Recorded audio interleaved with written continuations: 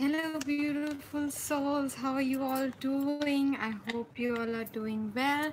And let's hope this coming weekend brings us something beautiful for our twin flame journey.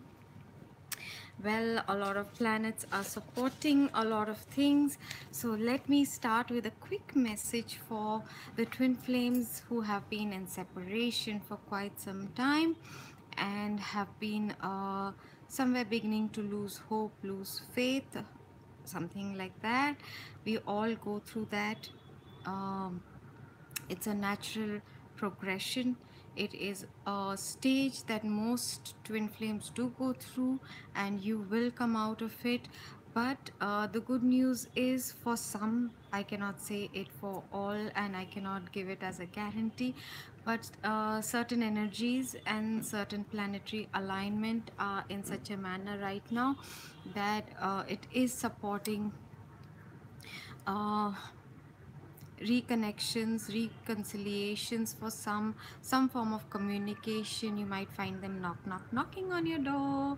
You might get a text, you might get a call. It might not be all the frills, or it might not be all the wonderful things you have imagined it to be. It might be better, who knows. But something is probably going to come along for those of you who have been in separation. And yes, so that is one of the messages that came through for the twin flames in separation. Do keep watching, because there are a lot of things that I'll be covering today. For those of you who are in the phase where you are like, I've had it, I'm through with this, I want to quit, is there some way out of it? Um, okay, I hope you can still hear me. Um, Now, if this is the path, oops, I need 1 second, people. There are too many things I'm trying to juggle, including the mic. Right. So,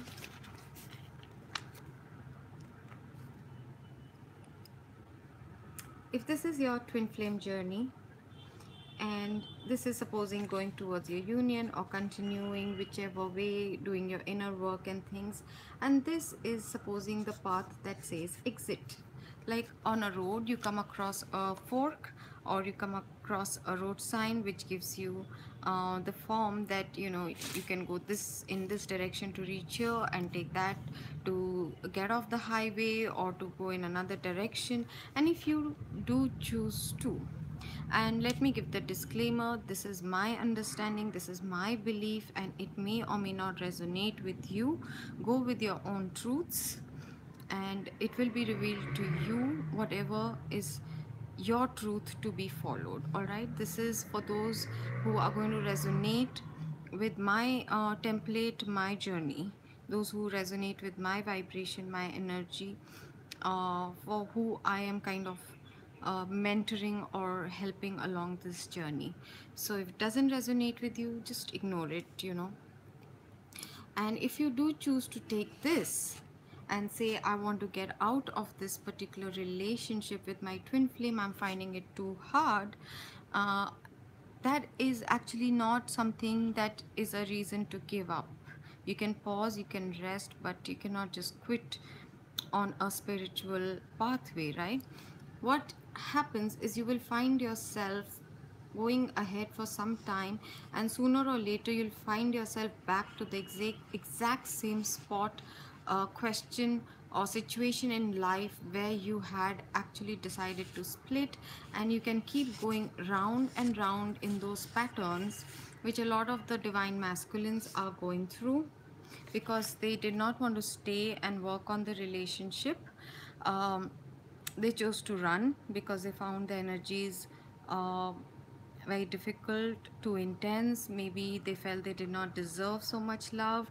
There are different templates for why they have chosen to run, but they find that they are stuck in a kind of loop, And once they have gone through a certain loop, a certain amount of time, which I'm not really sure what, how many number or how much they need to go through something, there is a certain moment of divine intervention, which brings me to the question very often asked on this community, and to me also, by my clients and my students and people who I connect with on certain platforms, that what about free will? We have been told that there is free will and free choice, and we get to choose. Well, we do get to choose certain things, one of them being our attitude. What attitude are we going to keep? Are we going to get dejected? Are we going to become, how are we going to deal with our negative emotions? Because they will come up. How will we deal with challenges? One of the choices that we do have is our attitude. Um, but once you have been brought face to face and the recognition has happened vis-a-vis your twin flame, once that, how should I say, the program has been started in your soul, um, a certain extent of free will you can exert, that is, you are able to procrastinate a certain amount of time to complete your certain chapters from before you met your twin flame. But when you use the word it is destined, I think that is self explanatory, that sooner or later there will be a divine intervention if someone is not actively choosing or making continuously making certain wrong some I'm trying not to hurt anyone's feelings, but yes, is not taking the decision or the choice that is supporting their soul's growth or this destined relationship, or um, again, not to be confused with a certain outcome. It could be that um, the way you are going to be together to work things out, learn your lessons, help via your energy or via your common mission or via something else, to heal the planet, heal the people around you. Whatever your divine purpose and mission is, some have it together with their twin flame, some are doing it on their own, but there is a certain reason why your energy is going to be brought together, which is always much larger than two individuals, right? So when it is for the larger good, your petty individualistic desires, dreams, fears will obviously be bypassed, and that will happen in a divine certain particular way when the divine desires it. This is again another, my belief, that when it's going to happen, it will happen, and no one's free will, no one's black magic, and no dark force or no dark energies at that time will be able to keep the two of you separate. And I've never spoken about dark energies or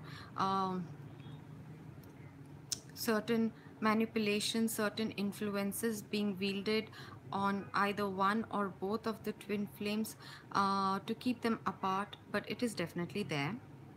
How much energy you give to it will make it effective or ineffective in your life. When you are sure that you are doing something which is God's path, when you're obeying your original source, no text, no scripture, no outside influence, no external pressures, you are following your inner guidance, then no dark energy, no external influences, nothing will be able to intervene or alter your destined path, your journey, you or your partners, right? uh,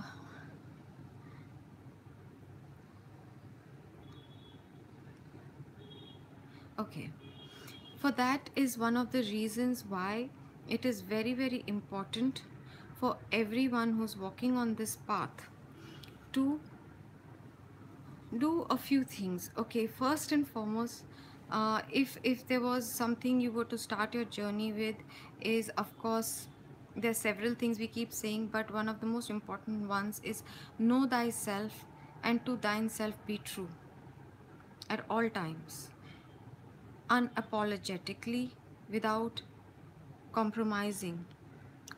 For that, you have to start by knowing yourself. To know yourself, you need to start asking yourself very basic questions: who you are now, who were you previously, what were your original beliefs before others told you what to believe, or books or movies or society or fears or previous heartbreaks, anything that has altered your personality, your beliefs, and seeing which one is it that is more your authentic self as per your soul, and then work to go back to your authentic self, to your authentic beliefs. So you have to start by even asking yourself simple things such as, what is my favorite color, and then follow it up with a why. Not for the color, of course, not for your favorite food or your favorite flower, but I believe such and such thing. Why? Where did this belief come from? So know thyself is one of the very important things. Now, to there's something that I had started propagating or writing about, and I used to teach to a lot of people, was the power hour or the me time. That every day, if possible, from half an hour to 1 hour, you need to make time for your own self to do something that you like. It can be a different thing every day, or it can be the same thing every day, but it is your time, and you will do that activity for your growth, for your happiness, for something that you enjoy. Along with that, today I'm being asked to speak about silence. People are very scared of being in silence, complete silence. They want to be in the company of someone. If there is no one, they'll switch on the television or play the radio. Uh, does anyone even call it the radio anymore? Or they will, use their smartphones or apps, or play those virtual games. They I'm sorry, I was getting a call and so it got paused. People will do anything to avoid being in complete silence. The reason all of us are so scared of silence is because when you actually sit quietly, be it in meditation or in just pure silence, after some time, um, all what is the impurities within you, impurities as in negative emotions, negative thoughts, fears, things that you have pushed down and suppressed, starts surfacing. Okay. Things come out for you to, like when you're making chicken broth, or you are making clear chicken soup, right? When you're initially boiling it, there's some kind of impurity that comes out, and then you have to skim it off and throw it. So like that, initially, all the things that have been suppressed and pushed down, all those things start surfacing. And the point is, they are surfacing for you to do the same thing: skim it off and clear it or transmutate it. But before you do that, you're supposed to take away your lesson. What have you learned? If you convert every wound of yours, every negative experience of yours into a gem, into a pearl, then neither will you feel that it was a waste of time or it was a horrible experience. There will no longer be regrets, because you've converted it into something far more precious, something far more valuable. Okay, so when you sit in silence, without actually thinking, without actually pursuing any thought, initially all those heavy things start surfacing. Hi Ravisha, you're welcome. And yes, you were hoping that I'd come online. That's so nice. um, I did, intend that I will come online this month at least, as often as I can, because there's so much to cover and everyone is in such different spaces and so many different questions happening. Some are very close to the unions, and some have just started awakening and have just met their twin flames. Some have just gotten into separation. There's so much happening, so I'm trying to come online as much as possible. So I do hope you enjoyed today's video, and do rewind and watch the previous part if you have missed it. um, so silence is something that is very important after the first few months of when the heaviness will come out for you to make into gems, then transmutate it into a positive energy and to release it. After that, when you start sitting in silence, there's complete peace. Sometimes a lot of insights, downloads, what people call channeling, awareness starts coming, your abilities start growing, your clairvoyance or your psychic abilities, they start growing. You start getting answers, existential questions, they start getting answered within you. You start understanding.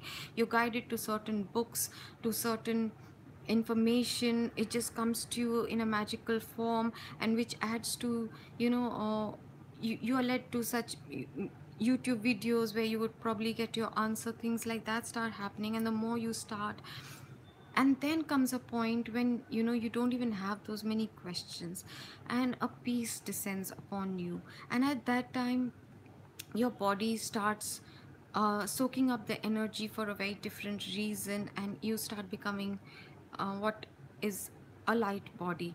Right now it's all happening simultaneously for a lot of us, because whether people believe it or not, but we are on a schedule, we have a timeline.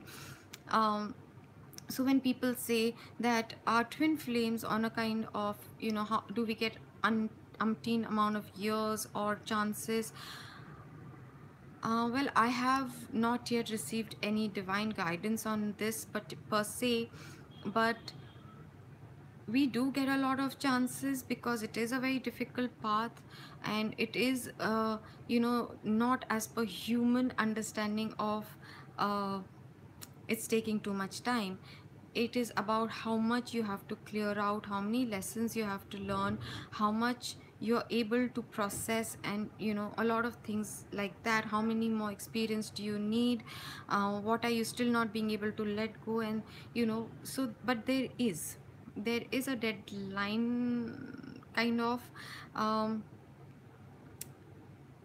There are certain yogs, if we have anybody who follows Vedic astrology will understand what yogs are. So even death has yogs, right? It's not that it's in the first yog you will die, but you will have something like a near death experience, almost died, had a massive accident where there was a 50-50 chance you are living or dying, but they decide that you have not yet completed your lessons, and then, or for whatever reason, you you move on till the next yog will turn up. And be it marriage, be it anything that is destined, 4 to 5 yogs are woven into our blueprint so that we don't miss it. So yes, twin flame being the highest as far as we know thus far, spiritual relationship, and a very it's also a prompting, a trigger, a catalyst for us to start purging, to clearing ourselves, to let go of fears and our false beliefs, our masks, our pettiness, our judgmentalism, our criticism. We are asked to let go of a lot of things via this journey, and made purer and purer and purer, right? So obviously they know that it's going to take a bit of time and a lot of effort, and we will move forward 5 steps, maybe walk back 2 steps, and maybe go sideways a couple of times. And so they do know it's more like a waltz, and we will make mistakes, and mistakes are not frowned upon. Mistakes are opportunities to grow, to learn, to evolve from it. So the divine is not as a strict parent, or like a teacher. He is a teacher, the planets are our teachers, but they're not in the sense of human. They're not like human, who will sit and say, okay, now you flunked it, you flunked this class twice, so we're going to expel you.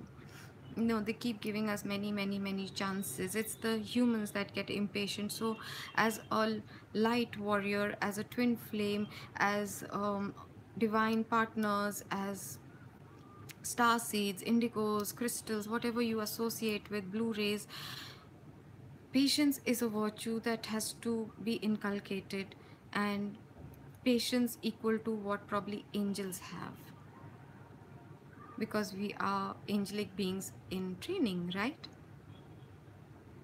So, I'm just going to quickly show you the book, the workbook that I have been saying that I really, for anyone who is serious about doing their inner work and trying to understand, this is a very good beginning point. It's again by Louis Hay, and it says Love Yourself, Heal Your Life workbook.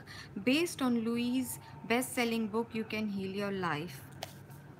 And it has she teaches you how to do mirror work in this, and there are a whole bunch of questions depending on the topic. For example, if you're having health issues, all right, if you have anger issues, if you have fears and phobias, um, work issues, finances, money and prosperity is the topic, with friends, sexuality, love and intimacy, and your future. She gives you affirmations. There are questions, there are exercises which have to be done, and I have done it very diligently. uh, it is from 2011 when I had purchased it and done this, and I found it beautiful. Another book I like to recommend, I would like to recommend to all of you, if you really think that this is a journey, you're willing to walk the path and walk your talk, is Paulo Coelho's Manual of the Warrior of Light. I'm sorry, you might be seeing it in reverse, but it is beautiful, and every chapter is so perfect for, you know, those of us walking this path. I'm just going to read a bit of it so that you understand what kind of stuff he's written. There's a favorite part of mine. Um,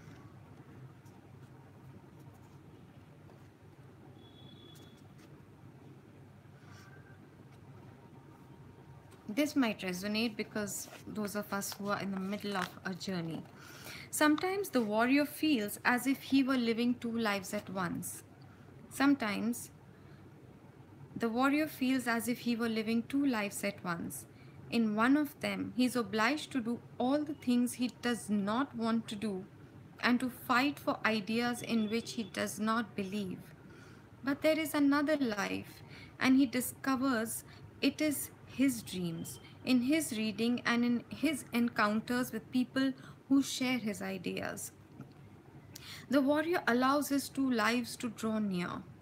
There is a bridge that links what I do with what I would like to do, he thinks.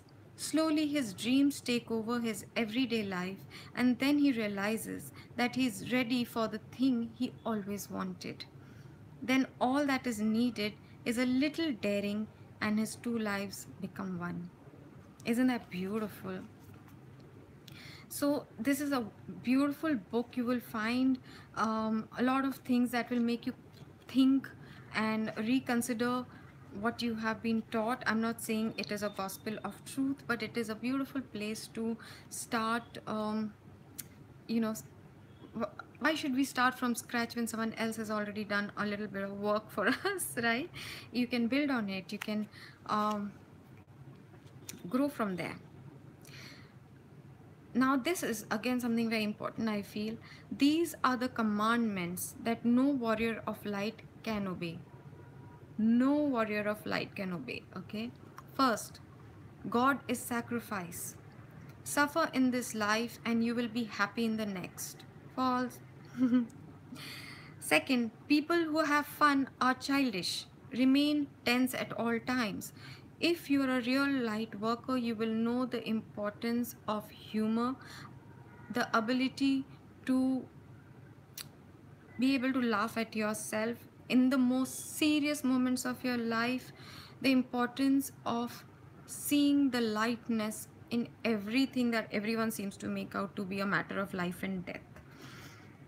Third, other people know what is best for us because they have more experience. Fourth, our duty is to make other people happy. We must please them even if that means making major sacrifices. As you all know what I have been talking about this for last few videos of mine, it is not your job. Fifth, we must not drink from the cup of happiness. We might get to like it and we won't always have it in our hands. You have to cherish your happiness, work towards it, ensure it. Okay, it's your responsibility, no one else's. Sixth, we must accept all punishments. We are guilty. Seventh, fear is a warning. We don't want to take any risk. Nothing ventured, nothing gained. Taking the leap of faith means not waiting for guarantees, sureties, knowing how the outcome will be, knowing that whatever happens, I'm going to be okay with it. Whatever the consequences, I'm going to be okay. I am going to land on my feet no matter what. That is leap of faith.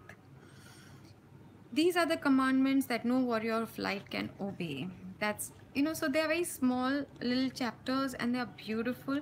There's also a poem which I had wanted to kind of read out, but I will do it probably another day, because there's one more poem I would like to end today's video with. So that will become too much of reading, and I will, one second. Hi Mishupi, I hope you are doing well too. I'm so glad to see you online.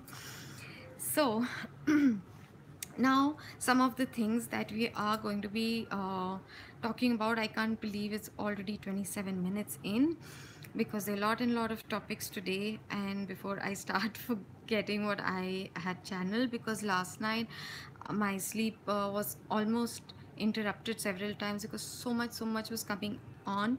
I do want to say that a lot of people are feeling triggered since this full moon, or previous to the full moon, and since yesterday, be it from headaches, be it feeling restless and edgy, anxiety, depression, those kind of feelings are surfacing a lot, be it masculines or feminines. So try not to let your mood swings of feelings influence your external behavior, but rather sit with your feelings. I'm going to be talking about befriending your shadow aspects very briefly, and that's what I mean. Sit with your feelings, your emotions, try and see, are they coming from a current situation, or are they just surfacing for you to release, transmutate them? How do you transmutate them? One of the easiest ways is the violet flame meditation. Ravisha, if you're already meditating twice a day, I would recommend don't overdo it. Yes, I'm going to be doing it because, like I said, I've not been on WhatsApp for quite some time. So I will have to open my WhatsApp today and copy the link from there and post it for you. And then as soon as you have copied it, I'm going to delete it. Okay. What was I saying? The shadow aspects. So the easiest way for you to transmutate what is surfacing, I will do it today itself. That's a promise, Ravisha. Sit with what you are feeling. Give it a name. Don't just say, I'm feeling sad. Try to be more specific. I am feeling alone.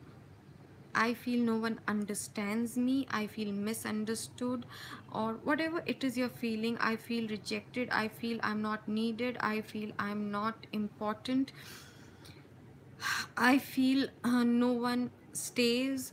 I feel no one reciprocates my love. Whatever you're feeling, try to get into the specifics. If tears are coming, we have been taught all our life to suppress. There are two instincts that we are born with: fight or flight. Okay. When faced with something like a danger or unwanted thoughts and emotions, we choose to either struggle against it or run away from it by suppressing it, by ignoring it, by whatever. The third is freezing, not doing anything, just being, a fence sitter, just waiting for to see which way things will fall on their own, waiting for nature to take its course, and the wait and watch kind of people. They freeze, uh, they faint, so to say. There's also the fourth one, which is you fawn. You try to endear yourself, become diplomatic, you try to sort of become something that you think will get you a better or more positive response, or something akin to that vis-a-vis certain people, certain, okay, okay, jane do na, it's okay, it's okay. uh, because you want to somehow bridge and get rid of the conflict instead of seeing it to the very end without getting aggressive, dominating.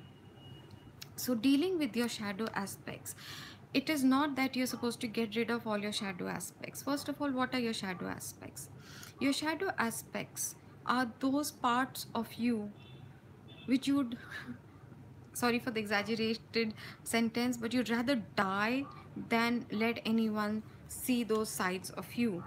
Okay, these are sometimes preconditioned from our previous life. That when I get angry, this is mine or was mine. When I get angry, I lose people who are important to me. Okay, so all my life I tried, and it was a major struggle, how much anger is okay or not okay, or so whenever you are born with something you have to master, you go like a pendulum, you become the meekest, everyone can just bully you, to becoming the bullier till you find your balance in the center. And anger was something that I had to deal with, and something that I was internalizing my own anger, because I thought whenever I express my anger one way or another, I end up losing the people I love or who are close to me. And till in one of my meditations, my master told me, you're really harming yourself. And a lot of diseases that manifest in the physical body is actually caused by internalizing anger. And I was like, then what am I supposed to do? And that's when he had given me the words polite assertiveness. And for the life of me at that time, I did not know what polite assertiveness meant. So I struggled and tried, failed several times, so it is an ongoing thing always. All lessons are, you always become better, better, better. You can get as many PhDs in life as you desire. So your shadow aspects are those aspects of you, be it from your previous life or from your childhood, which you have figured out to belong, to be accepted. You need those aspects of yours to remain hidden, to remain in the shadows. Be it that you actually get angry, or you're not very diplomatic, or you have a wretched sense of humor. My sense of humor, only very few people can get it because it is dark. It is, I'm digressing. uh, so be it that you want to be liked so badly, to be accepted, to belong so badly, that you put on a behavior which is the exact opposite of what your true nature is, from inside what you are, to a certain extent that even you might forget that inside that is who you truly are. Okay, that I am a loner, but to make others happy, I have put on a very vivacious, gregarious people personality, extrovertish personality. But actually, deep inside, I'm a loner.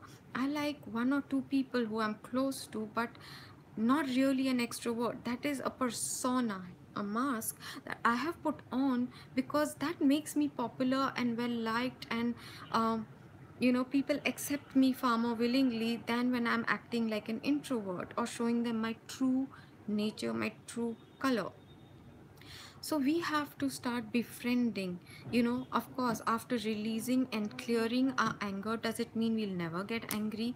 Will we never feel emotional pain, grief? Will we We have to fill our potholes of neediness, wants, by getting rid of the old programs of fearing to be alone, because there was an association that maybe you can't survive alone.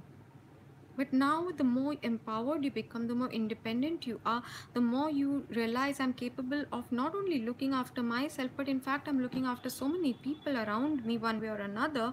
So there's no reason for me to fear. And I'm not the one who's generating my income. It is the universe that is providing for me needs.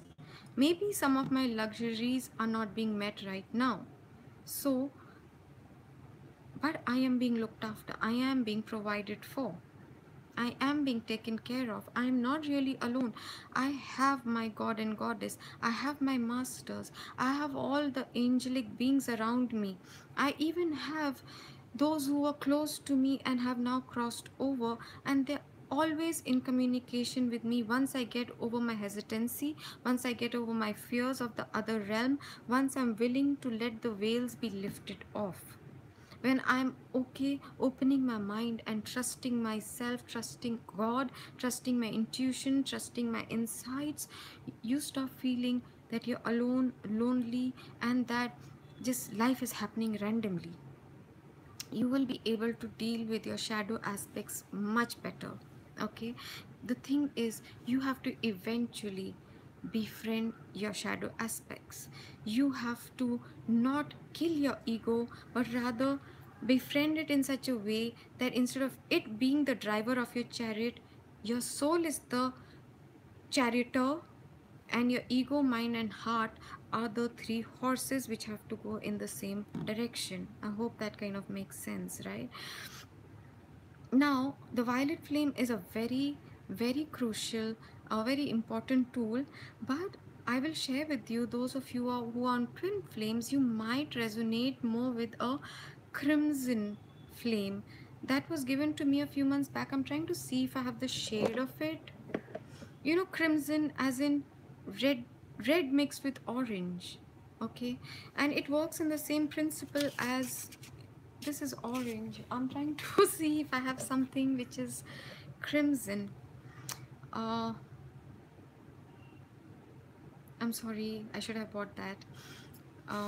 But in the same way, you see the crimson flame entering into your heart chakra, expanding until you are fully enclosed from top to toe. In and around, you are filled with the crimson flame, and you sit with it, and it will automatically disappear as soon as whatever needed to be uh, cleansed, transmutated. Both the flames do different jobs, so you can do both one after the other. You can use the jade green as well. Thank God I have something for that color at least. I don't know if you can see it, something like this part of the, so you can use various flames in your meditation to transmutate, but first, before that, label it, sit with it, experience it fully. Because the panic starts happening the minute you're like, I don't know why I want to cry, I'm feeling like crying, and then this panic starts rising. Allow yourself to cry. You know, if you need to write, if you need to purge, you know, put on a music that makes it come out, do it. And then, if there is some incident, convert it into wisdom, convert it into your gemstones, not into fixed diktats. Never trust anybody. That is not a gemstone. A gemstone is, be discerning before you trust. Pause before you jump into a relationship. Allow their actions to speak more loudly than their words. Trust your intuition. Now, those are your pearls of wisdom. Not, humans are not worth trusting. Love is useless. Those are not pearls of wisdom. So, that's wonderful. Sitting in silence will also really help you deal with your shadow aspects and befriending your shadow aspects. Okay, now coming to since Ravisha, you had asked me about narcissistic people, I'm going to not label it narcissistic because then I can cover much more if I talk about toxic people in your life. People who are trying to control you one way or another, psychologically, emotionally, mentally, your decisions, everything is about them. They want to be the center of your life, okay, to the extent that even your own family members, they will try to poison you in a certain way. I'm not saying that your family members should not be seen for who they are, but that's a realization you should be going through on your own. But people who are toxic or narcissistic or any of those labels, they do it to manipulate you, to control you, to alienate you, not as your well wisher, though they will pretend to be. Okay, so there are a lot of control dramas. They put themselves in certain roles. Okay, one of the classic ones, and since Ravisha, you're a psychology student, the victim, savior, perpetrator, that triangle that we have studied in psychology is, you know, the control drama's favorite games. They, the weird part is they like to project themselves as victims. So as light workers, we are immediately drawn to help them. We want to take care of people. It's in our nature. That's why now we have to become very discerning, because a lot of the lower energy people sometimes, sorry, but the dark energy people who are actually doing it to manipulate you, to suck your positivity out of you, to drain you. They actually pretend to be victims, pretend they need your help, but actually, what are they doing is depleting you of your energy, which is why I have always urged people, please shield yourself every day.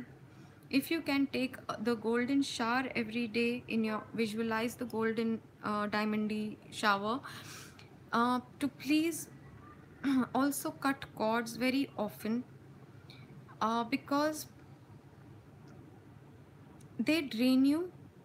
They want to take away all the beautiful life, the energy. They're like vampires. I have written a blog a long back, which I had labeled the emotional vampires. They suck your joy whenever they come, and once they leave, you'll feel so tired, so depleted. If not physically, emotionally, you'll be like, you know, that's an indication that you need to immediately clear your energies and re-protect yourself, cut your cords, call upon Michael whenever you're feeling that way, call upon Archangel Raphael, or whoever you believe in. You want to call upon Lord Shiva, please do that. You know, whoever you believe in, Ma Durga, Ma Kali, just do it. Okay, it doesn't matter what names you're calling, they all are energies coming from the divine source.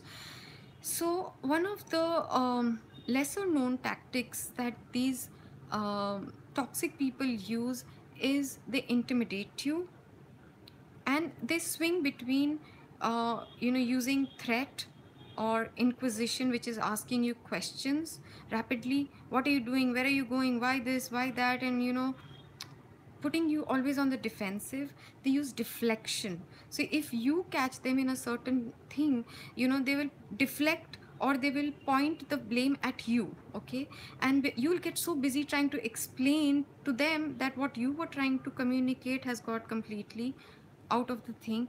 But also what they use is the silent treatment or aloof behavior. If you don't do this, I won't talk to you. I'm sorry, but a lot of Indian parents have been using this emotional blackmail uh, for centuries. That, you don't care about me, and I will not talk, and I will not eat. As though, by punishing themselves, they know that you will get into a guilt trip, and then they can manipulate your behavior. Okay. So, if your partner or any relationship, anyone is using any of these tactics, these are toxic people. You can, of course, go and read up on what are controlling behaviors, what are ego dramas. You can just go and read on any psychology site or on metaphysics site and learn a bit more. But I'm going to talk very briefly about one of the very important things which I will be talking in depth, in detail with my self love workshop, which finally I think I'm going to be starting very soon. You know, it has been postponed enough, and I've just started my recordings now. So, for the self love workshop, it will be dealt with in detail, but this is a very important thing. Boundaries, boundaries, boundaries. Know your boundaries, build your boundaries. Start from very small, because if you immediately make a very big boundary, they will push you so hard that you'll break down. If you know anything about toxic people, they know exactly what you're afraid of.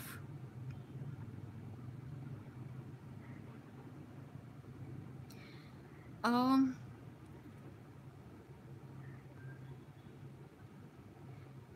please get out of course, it is up to you. But one of the very crucial steps for light workers, and as you're ascending and even on your twin flame journey, is to get out of anything based on superstitions, ritualistic, anything that is a dogma. um,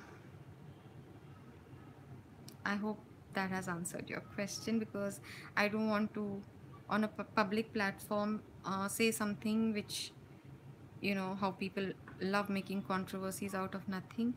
But anything that is limiting, which is one dimensional, great. So you have to get out of that. Talk directly to one source, your divine source, and that's all the protection you need. Just shield yourself in a bubble, whatever light you're guided to, whatever color. It is just the divine's energy you need as a bubble around you. Nothing else is required. Okay. So, coming back to, you're most welcome. With toxic people, your boundaries, if you start by changing everything, they're not going to accept it. And if you know one thing about them, is they know exactly what you are afraid of most, what are your trigger points, and they will use it. If they know you're afraid of losing them, they will say to you, do this or else F off, get out of my life, whatever. If they know that you are dependent on them financially, they will threaten to cut off your financial support. If they know you're insecure about, say, your looks or something, they will use anything that as ammunition against you to get you to do what they want. They will just use it against you. Then they're the kind of toxic people, if they know you believe in spirituality, in esoterics, you believe in something called twin flame. Oh, I've lived with a few of them. So they will pretend so well that for quite a few months they'll have you fooled that they equally believe in it. How will you figure out that they are lying? Is by noticing that if they really believed, how come they're talking the correct talk, but then nothing in their energy seems to support it? Why is their aura not expanding? Why is their light body not increasing? Why do I feel a sense of suffocation or stickiness when they're around me? Why do I feel depleted when they're around me? Notice your body, notice your energies around people. You will know where they are at, and they cannot lie to you. A lot of twin flame journeys start off as flings, as affairs, as certain things which lead them to be conflicted and wonder, uh, is it not, it was just someone I met online, or someone I thought I will have a fling with, so how can it be when even my intention was not right? A lot of masculines, they get confused and they wonder, how can I be sure that I have genuine feelings for this person because I started it off as a fun thing, as a time pass, as a whatever. And the answer to that is that where you were earlier able to move on very easily and not really care, here your energies don't let you. You keep, you have very deep feelings and you find a shift happening in your beliefs, in your energies, and they are always at the back of your mind somewhere. You want them to be happy. A true twin flame will never ever really hurt you. I mean, deliberate hurt, the like the toxic people I'm trying to talk about. You need to draw your boundaries, be very clear, and not just make your boundary but then allow people to just break them and just trample on them. When you have said no, in a good parenting tactic is, once you say no, if your child cries and then after saying no 5 times you give in and say yes, you have essentially taught your child that, okay, if mama says no, all I have to do is cry and she'll give in. That's horrible parenting. Same with toxic people. When you make your boundaries, you have to protect your boundaries. Okay, you can be flexible a little bit. I'm not asking you to become an autocrat and a dictator, and I'm not telling you that you can tell them what they need to do or not. Boundary means this is not acceptable to me. Such as, if you have a male colleague and he comes and touches you here and you're not okay with it, you are allowed to say, please do not touch me, I feel uncomfortable. He's allowed to think of you as a prude and as a drama queen. That's his outlook. Your right is to say, I don't like being touched, so please can you avoid it. I'm not a very touchy feely person. You don't need to be apologetic about it, but some of us are kind of trained to be slightly apologetic when we are drawing boundaries. And for a beginner, that's just fine, I suppose. We are not always able to say assertively. We are either slightly apologetic or we are slightly aggressive because we don't really know how to bring that balance. But it's okay. So, supposing you're not okay someone entering your bedroom without knocking, you need to say that please knock before you enter. Wait for me to say come in. But it's our house too. Why should we knock? Because this is my room and my space. So you have to kind of teach people what's okay with you and what's not okay with you. For example, if I need to meditate or I am feeling that a channel is coming through, I tell the people around me that, okay, is there something, because I want to be in silence for some time and I would really appreciate that, such and such. And they understand. There are times when I'm typing away to glory. Earlier when I was writing my books and stuff, I used to just keep typing.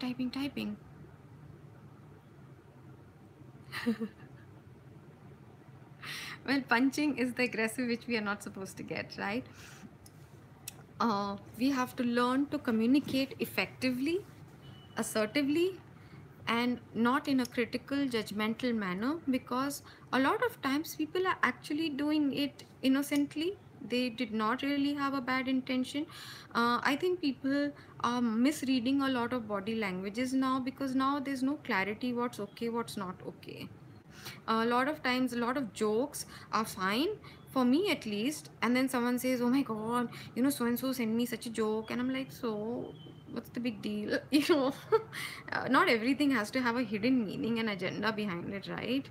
But apparently, people read too much into everything. But that's what I was saying last time. Why can't we all just be direct and cut through the chase? So with the toxic people, drawing your boundaries is a very crucial step. uh, we can have a separate talk, or I can, once Ravisha, with you also, once you are on my group, I can send you certain links as well for further clarity on what you can do to deal with them. But definitely what you shouldn't do is react. And even some people will tell you, choose to respond. I say don't even choose to respond, because even when you are choosing to respond, you're still playing their game. You be yourself. You just keep being yourself. They will try to make you feel miserable. They will point out everything that's wrong with you and everything. You need to keep building yourself up from inside and stop giving them the power over you. Stop allowing them to influence your thoughts and your feelings vis-a-vis yourself. Once you take away that power from them, they disappear from your life. They just do, because they want to find another victim who they can suck and who they can make feel miserable and who they can just take away all the positivity from.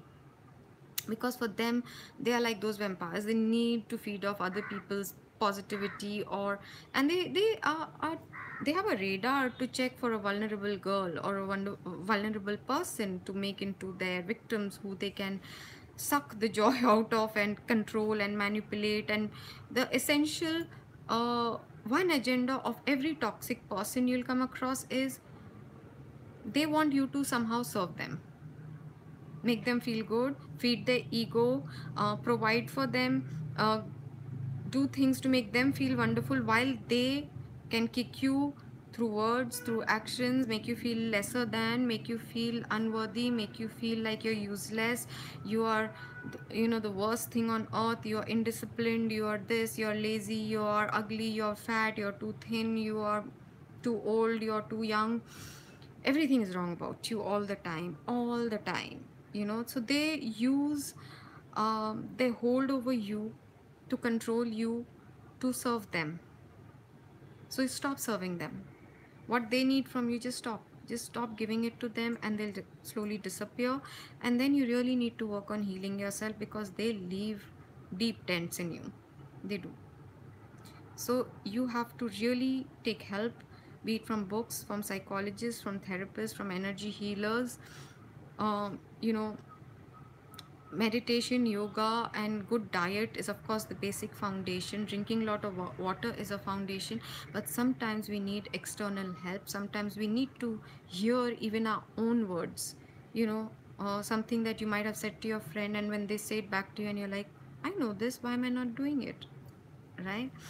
So one of the things that I forgot to mention, the most important sentence in view to you and prove in it, there's my a pointer that this is a person not meant for me. If they do not to be with you as much as you want to be with them or more, don't waste your time on them. Why would you want to do that? Now, vis-a-vis twin flame, that becomes a little dicey to figure out after the bubble phase. So I'm not talking about what to do in your separation, because in your separation period it is 100% about you. You have to, okay, the thing I say to myself even is, forget he even exists. Okay, forget what he's doing, not doing. It's behave as if you've never met him, but now in your heart you know who that one person is that you have been searching for since childhood. Now you know it. Now continue your life. Now continue working on yourself as though he never ever appeared in your life. And that method worked wonders for me. So just try it. Maybe it will help some of you out there, because the more you're focused on, but he is not doing this and he is not doing that. I started this live feed, so those of you who had not logged in at that time, see the diagram I have kind of made. So once you have that reassurance that your true twin flame you are going to end up with sooner or later, you have already been shown the end of your film when you both met. Now they are saying collect the tools, get everything aligned so that you can reach that ending. Another thing I have always used, and it works as a wonderful example, is supposing, think of your favorite rom-com movie, okay, and specifically English, okay, and now think of it watching the movie in reverse, in a rewind form. Okay, how would it be? The last scene is them crying and hugging and so happy. Okay, that was a bubble phase. Before that is obviously the climax, the stuff happening, the separation, you know, the when you watch a rom-com in reverse is how it is probably somewhat a best way of understanding what the twin flame journey is like. You meet, everything is perfect, and then you start slowly separating. Then you have to work on your individual self, so it's not you're single, you have conflict and then you're together. It's you're together, there's some conflicts and triggers, and then you are single and you need to work on yourself to go back to the happy ending or the new phase, the next phase. I don't believe it is the ending, it is you'll be working together to heal more, to heal others. I'm so glad you liked it. It kind of just made sense to me, when if you were to watch a rom-com kind of film, so there are happy moments and this that, and now it's going to end like that, so just put them out of your mind and just let them be like do their own things. Right now you've not met, pretend you've not met yet. In a dream you saw who it is and how it's going to end up, and now let them do their stuff, you do your stuff. It's separation is a time for 100% working on yourself, clearing all your past, clearing all the lessons, clearing all that you need to give and take from various people. Another thing I'm going to say, which might trigger a few people, which is why I have very seldom said it, but well, I seem to have wonderful, wonderful people on my channel, open minded. So, when we are being told we are the best, we are the cream, we are the light workers, we have to expand our heart, we have to give unconditional love to one and all and to the entire planet. When we are being taught that we need to come into the unity consciousness to see how we are one with everyone and everything, okay, how does that interpret to exclusivity? Shouldn't that be understood very well, that our heart has to be expanded enough to accept not just each other's families, not only just each other's children, maybe each other's spouse, perhaps, what we consider karmics or their soulmates? We have to have a heart big enough to include all and not just keep excluding everybody. That is so 3D, don't you think? Give me your thoughts about this, because this is a belief I have been carrying for many years, which no one seemed to get, and people were very appalled when I said certain things, and I was like, okay, either I'm in some other dimension, or maybe it's not yet time for me to speak about this. But this is what I keep saying: think outside the box of the existing paradigm. Thank you, Mishupi, one person who is resonating with this. Being courageous enough to take defamation, perhaps, right? Yes, yes, but this includes even in relationships, right? To love their spouse too. I mean, remember there used to be a saying, love me, love my dog. I mean, that can be so misunderstood. I don't mean it that way. What I'm trying to say,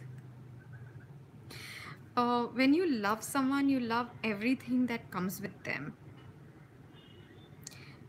That is not to say you have to inconvenience yourself and your life, but you have to grow the size of your heart and not look at their spouse as your sultan.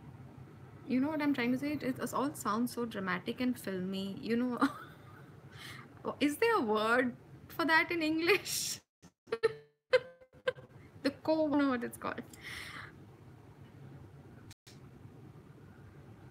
Yeah, we have a lot of understanding and compassion for the karmics, and uh, if when whoever I have spoken to, a genuine twin flame has never wanted to really take her space, or want to get rid of them or whatever, you just want uh, like there's enough oxygen for all, right? When somebody comes into your home or when you're in a room with someone else, you don't fight, hi Vibha. So you don't fight with them and saying you're taking up my share of oxygen. What is yours. Nobody else can take it, right? It's this never enough for anybody's greed, but there's definitely enough of everything and more than enough love for everybody, right? Just because you love your mom doesn't mean you love your dad any less. If you love your sister doesn't mean you love your brother any less. Or even in, if you even love your dolls, right? You love random things, you love flowers, you have a favorite fruit, doesn't, and karmic doesn't always mean married. It can be mother, it can be work, it can be a friend, who is anybody who is kind of, there's a karma attached where they are very controlled and influenced by that person or that situation, is the definition of what is referred to as the karmic. It doesn't necessarily mean the spouse. The spouse could be his soulmate and not necessarily a karmic. Karmics are controlling. They are, hi everybody. So lovely to have you all. So the karmics are people who push your triggers. They will not help you or know how you can change, but they'll tell you this needs to change. You're not communicative enough. You are not, it is your karmic who draws your attention to the fact that, they will use horrible, you are worthless, you are good for nothing, you never earn enough, you are this, or you are so whatever. Be it your parents who can be your karmic, it can be multiple people right now who could be, because there are so many lessons, or the fact that you have to learn one lesson, not to allow all of them to influence you or tell you who you are. Discover your own self, not giving any weightage, tawajjo to what they have to say. There's also the second thing which I was going to come to, is a lot of codependency. Okay, now codependency is a very long topic. Let's keep it for another day, because there's still a couple of things I needed to talk about. There were 4 topics which I was told to talk about, and the previous one, but hopefully I have, yeah, this is very important, so I'm going to quickly talk about it. One of the things we all have to now re-remember, it's nothing I'm saying new, but we have to all re-remember, is you do not have to work for love. You do not have to earn anyone's love. You do not have to think that if I do this, if I become this perfect, if I become the perfect body, if I change my behavior, if I start earning more, if I start giving, arguing less, if I start cooking, if I start dressing in a certain way, I will earn somebody's love, or they'll start loving me. If I put in more time, more effort, more anything, love is given to you by those who love you, will love you regardless. Think of your own parents. uh, your parents might not like or approve of certain of your behaviors, but they will love you regardless. Mothers of prison convicts, no matter how heinous their crimes are, still somewhere continue to love that child and pray for the salvation of their soul, do they not? If anyone is making you feel to connect it with the toxic people, to connect it with your twin flame, to connect it with self-love, remember, effort needs to be put in a relationship, just as fertilizer, water and sunshine is required. Time, effort, but not, you do not need to earn someone's love. You do not need to work for someone's love. Either they love you or they don't. If it is changeable, that if you are not earning enough, I will stop loving you. If you get a few wrinkles, I'll stop loving you. If you get gray hairs, if you put on weight, or if it is so conditional, it's not love. You can have personal preferences. You can have preferences that I like someone with who's roly poly. I'm sorry, I don't mean to offend anyone, please. Or I prefer someone who's lean. I prefer someone who's tall, short, whatever.